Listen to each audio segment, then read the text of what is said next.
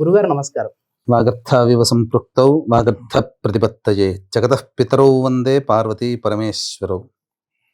ఆదిత్యాయ చ సోమాయ మంగళాయ బుధాయ చ గురుశుక్ర శనిభ్యశ్చ రాహవే కేతవే నమః.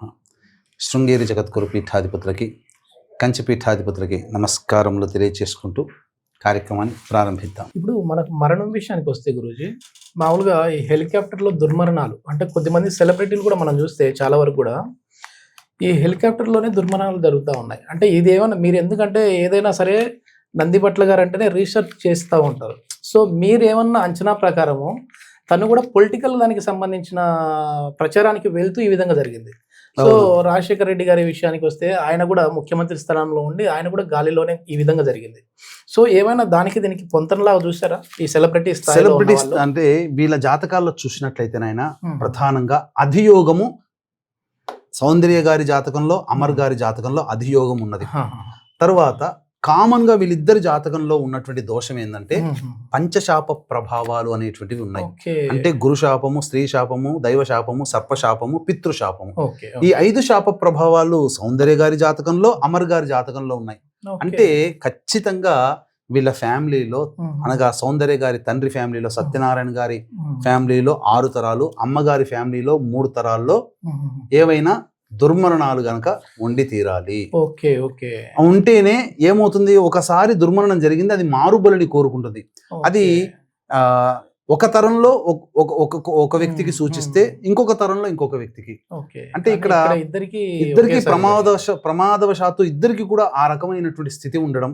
పైగా ఇక్కడ చూసుకున్నట్లయితే శుక్ర మహాదశలో చంద్రుని అంతర్దశలో ఉన్నప్పుడు వీరు మరణించారు. ఇదే శుక్ర మహాదశలో చంద్రుని అంతర్దశలో వీరికి సౌందర్య గారికి వివాహం కూడా జరిగింది. అయితే ఇక్కడ గమనించాల్సినటువంటి ఏంటంటే ఇట్టి శుక్రుడు దుర్బలుడై ఉన్నాడు, అస్తంగత చెంది ఉన్నాడు.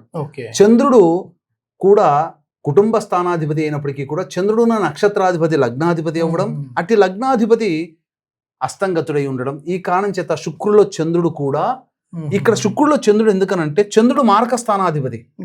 ఈ మారక స్థానాధిపతి ద్విస్వభావ రాశి అయినటువంటి స్థితిలో ఉండడం, ఈ కారణం చేత లగ్నాధిపతి యొక్క నక్షత్రంలో ఉండడం, లగ్నాధిపతి ఎయిరీ సైన్ అవ్వడం, ఈమెకి వియోగం అనగా మరణం అనేటువంటిది ఎయిరీ సైన్లో అనగా వాయుతత్వ సంబంధించినటువంటిది.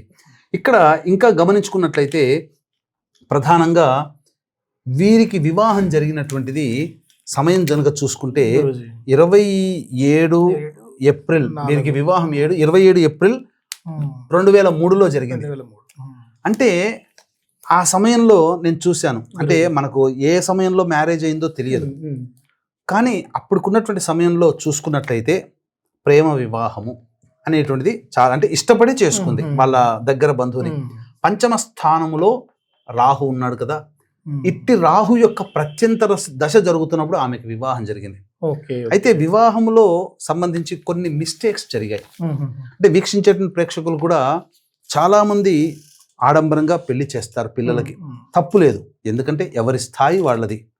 కానీ ఈరోజు వాడి రేపటికి వాడిపోయేటువంటి పూలకి లక్షలు ఖర్చు పెడతారు. ఒక మంచి ఉపాసనాపరుడైనటువంటి జ్యోతిష్యుల దగ్గరికి వెళ్ళి మీ అమ్మాయికి కావచ్చు, అబ్బాయికి కావచ్చు, వాళ్ళు కలకాలం జీవించాల్సినటువంటి వివాహ బంధాన్ని సూచించే ముహూర్తాన్ని మాత్రం అక్కడ లోభత్వం. అంటే అక్కడ నాకు ఆ తండ్రి సంతోషపడతాడేమో పెళ్లి ముహూర్తం పెట్టించుకున్నందుకు. ఇక్కడ బయట వాళ్ళైతే చాలా వేలు అడిగారు, ఈయన పాపం 100లోనే మనకు ముహూర్తం పెట్టాడు, నేను ఒక 2-3 వేలు నేను నా కుమార్తె లేదా నా కుమారుడి వివాహానికి నేను సేవ్ చేసుకున్నాను అని చెప్పి తండ్రి సంతోషపడతాడేమో. అక్కడ లోభత్వం వస్తుంది. ఎందుకంటే వివాహ ముహూర్తం అనేటువంటిది సరైనటువంటి విధానంగా లేదు. ఆ వివాహమైనటువంటి సమయానికి చూసుకుంటే చీకటిగా ఉంది ఆ వివాహమైనటువంటి దృశ్యం. అంటే చీకటిగా ఉన్నప్పుడే జరిగింది. చీకటి అనంటే సాయంత్రం 7 నుంచి మధ్యరాత్రి వరకు. సాధారణంగా ఎవరైనా కానీ సాంప్రదాయవాదులు పెట్టే ముహూర్తము చీకటిగా ఉన్నప్పుడు ఉంటుంది. అంటే సాయంత్రం సూర్యాస్తమైన తర్వాతనైనా, సూర్యోదయం కంటే ముందైనా కానీ ఎక్కువగా ఉంటుంది ముహూర్తాలు. అదే శుభమైనటువంటి ముహూర్తాలు.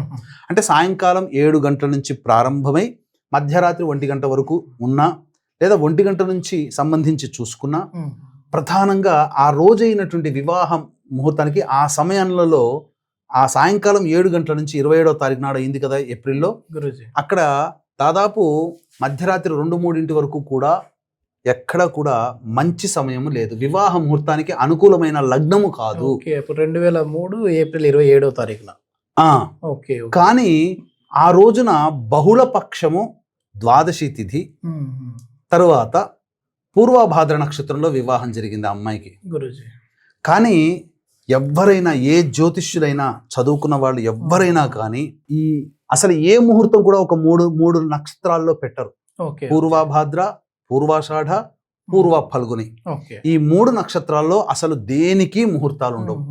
ఆ అమ్మాయికి పూర్వభాద్ర నక్షత్రంలో వివాహం అనేటువంటిది చేయించడం కూడా జరిగింది. పైగా చంద్రుడు క్షీణచంద్రుడు, ఏ ముహూర్తానికైనా చంద్రుడు బలంగా ఉండాలి. మనది చాంద్రమానం కాబట్టి అట్టి చంద్రుడు పూర్తిగా అమావాస్యకి చాలా దగ్గరగా ఉండి బలహీనుడై ఉన్నటువంటి ముహూర్తం అది. కాబట్టి వివాహ ముహూర్తానికి బలము లేదు. సహజంగా ఆ వివాహ ముహూర్తానికి ఆ ముహూర్త లగ్నంలోనే చంద్రుడు స్థితి పొంది ఉండాలి. ఎందుకనంటే అటువంటి స్థితి ఉన్నప్పుడు ఆ ముహూర్తం జరిగిన దంపతులకి కానీ, లేదా అబ్బాయి లేదా అమ్మాయి తరపు రక్త సంబంధీకులకి మారక లక్షణాలు ఏర్పడతాయి. మారక లక్షణాలు అంటే మరణానికి దగ్గరగా వెళ్ళడం, అటువంటిది శాస్త్రంలో ఉంది. కాబట్టి వివాహమైన సంవత్సరం లోపల ఈ అమ్మాయికి మారకం జరిగింది. కాదు గురూజీ, నాకున్న డౌట్ ఏంటంటే వీళ్ళు శాస్త్రాలని చాలా వరకు నమ్ముతారు. సౌందర్య గారు కావచ్చు, వాళ్ళ తండ్రి గారు కావచ్చు, వాళ్ళ తల్లి గారు కావచ్చు, అమర్ గారు కావచ్చు, మరి ఈ మాత్రం చూసుకొని ఉండరు వాళ్ళు చూసుకున్న వాళ్ళ తండ్రి గారు పట్టించుకునేది ఉన్నంత వరకు. అంటే విధిరాతకు ఎవరు ఎదురెళ్ళకూడదని ఒక నిర్ణయం కావచ్చు. లేకపోతే చాలా బలీయమైనటువంటి పరిహారాలు అంటే ఇంతకుముందు చెప్పాను కదా, ఈ పంచశాప ప్రభావాలు ఉన్నప్పుడు ప్రధానంగా దుర్మరణం అనేటువంటిది మారుబలిని కోరుకుంటుంది. ఇంతకుముందు ఏదో జరిగి ఉంటాయి తరంలో, అంటే మేనమామలు మేనత్తలకి సంబంధించి, లేదా తండ్రి గారి అన్నదమ్ములకి అక్క చెల్లెలకి, తల్లి గారి అన్నదమ్ముల అక్క చెల్లెల్లో ఏదో జరిగి ఉంటుంది. అది మళ్ళీ వీళ్ళ తరంలోకి వచ్చింది. అలా వీరి తండ్రి గారిది కూడా దుర్మరణం. ఎందుకంటే బిలో 60 ఇయర్ చనిపోయారని చెప్పి వార్తల్లో చెప్పడం జరిగింది.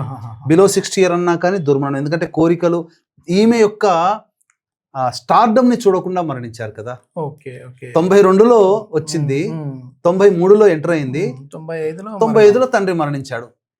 ఈ 95లో ఆమె స్టార్డమ్, అన్ని సినిమాలన్నీ రిలీజ్ అయ్యి అంత గొప్ప స్టార్డమ్ ని తండ్రి చూడకుండానే, ఆయనకు ముందుగానే తెలుసు ఆమె స్టార్ అవుతుందని తెలుసు. కాబట్టి ఇక్కడ ఈ సంబంధించినటువంటిది ఈ పంచశాప ప్రభావాలు వీక్షించేటువంటి ప్రేక్షకులు కూడా చాలా మంది చేసి తప్పిందంటే, ఇప్పుడు మనం చెప్పగానే మన కుటుంబంలో దుర్మరణాలు ఉన్నాయి కదా అని చెప్పి ఎక్కడ చేస్తారు ఈ పంచశా అని గూగుల్లో పెట్టుకొని పోతారు. చాలా మంది చేసి తప్పిందనంటే ఈ గూగుల్లో వెతుక్కొని పోవడం వల్ల ముక్కు మొహం తెలియదు, ఎవరు చేయిస్తారో తెలియదు. వాళ్ళ దగ్గరికి పోయినప్పుడు వాళ్ళు సరిగ్గా చేయించట్లేదు. ఇప్పుడు ఎందుకు చేయించట్లేదు అనంటే, ఈ సందర్భంగా ప్రేక్షకులకి ఖచ్చితంగా సమాచారం ఇవ్వదలుచుకున్నాను. డిమాండ్ వర్సెస్ సప్లై అంటే ఆ సంబంధించినటువంటి పంచశాప ప్రభావాలకి డిమాండ్ ఇప్పుడు బాగా పెరగడం వల్ల చేయించే క్వాలిటీ తగ్గిపోతుంది. ఎందుకంటే వెనకాల చాలా మందికి చేయించాలి కదా. అట్లా పైగా దీన్ని బిజినెస్ యాక్టివిటీగా చేసుకున్నారు. చాలా మంది ప్రసార మాధ్యమంలో ఇప్పుడు డబ్బు కోసం మేం చేయిస్తున్నాం అని చెప్పి వీడియోలు అనేటువంటి పెట్టుకొని శాస్త్రీయంగా చేయించే వ్యక్తులని కాకుండా వాళ్ళు ప్రమోట్ చేసి వాళ్ళు మధ్యవర్తులుగా దళారుగా ఉండి డబ్బుని సంపాదించుకునే ప్రయత్నం చేస్తున్నారు. దీని ద్వారా ఏమవుతుంది, ఈ యొక్క మీడియేటర్ గా ఉన్నటువంటి ఆ మీడియా వాళ్ళకి ఈ పూజలు ఏం చేస్తారో, ఎలా చేస్తారో, సరైన వాళ్ళైనా కాదా తెలియదు. మేం చేస్తామంటే నమ్ముతారు అంతే తప్ప, అంటే ఎవరైనా కానీ మేము చేయిస్తామండి అని అంటే జనాలు నమ్ముతున్నారు. అందువల్ల వాళ్ళకి అక్కడ క్వాలిటీ తగ్గిపోయి తిరిగి మళ్ళీ మా దగ్గరకు వస్తున్నారు. మీరు చెప్పారు కదా మళ్ళీ మీరు అనే, అంటే మేము దీన్ని దృష్టిలో పెట్టుకుని 2013 నుంచి ఈ పితృశాపము, స్త్రీ శాపము, గురు శాపము, దైవ శాపము, సర్పశాపం లాంటి దోషాల నివారణకి ప్రతి నెల మన పీఠమాధురుల దగ్గరుండి కార్యక్రమాలు చేయించడం జరుగుతుంది. అందుకనే ప్రేక్షకులు ఇలాంటి శాప ప్రభావాలు, పితృశాపాలు, స్త్రీ శాపాలు లాంటివి ఏవైతే ఉన్నాయో వాటికి తొందరగా భయపడిపోయి ఇక చేసుకుంటే విముక్తి అవుతుంది. కానీ తొందరపడి ఎవరిని పడితే వాళ్ళు నమ్మకండి. ఏ మీడియాలో ఇవ్వగానే వాళ్ళు చేసేది వేరు, చేయించేది వేరు. కాబట్టి ఎవరు మంచిగా చేయిస్తారో మీకు తెలియదు. గంటన్నరలో పూజ కంప్లీట్ చేస్తున్నారు. కాబట్టి ఇటువంటి మోసపూరితమైన ప్రకటనలకి లోను కాకండి. డబ్బు నష్టపోవడం కంటే సమయం నష్టపోతారు. Yes. తద్వారా నమ్మకం అనేటువంటిది పోతుంది. కాబట్టి దగ్గరుండి 2013 నుంచి ఈ కార్యక్రమాలన్నీ మన పీఠం ఆధ్వర్యంలో ప్రతి నెల చేయించడం జరుగుతుంది.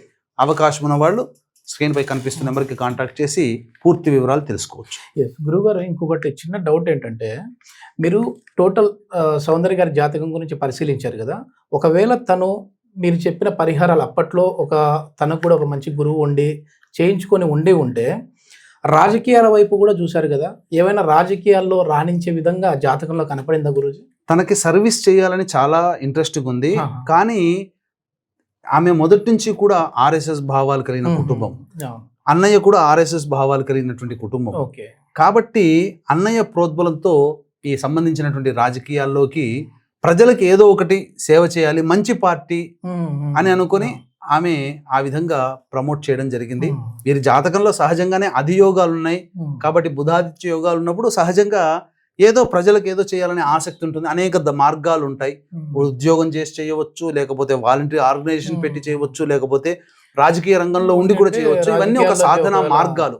ఉంటే రాజకీయాల్లో ఒక మంచి పొజిషన్ లో ఉండేదేమో అది కూడా చెప్పవచ్చు.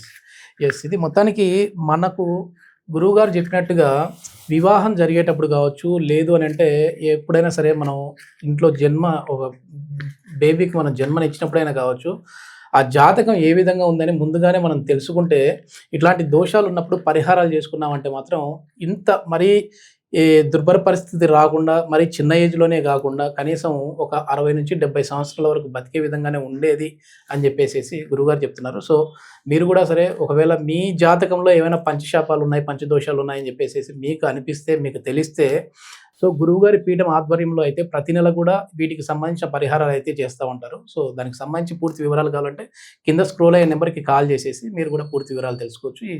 ఈ పరిహారాలు మీరు కూడా చేయించుకోవచ్చు. ధన్యవాదాలు గురించి. సర్వం శ్రీ ఉమామహేశ్వర పరబ్రహ్మార్పణమస్తు.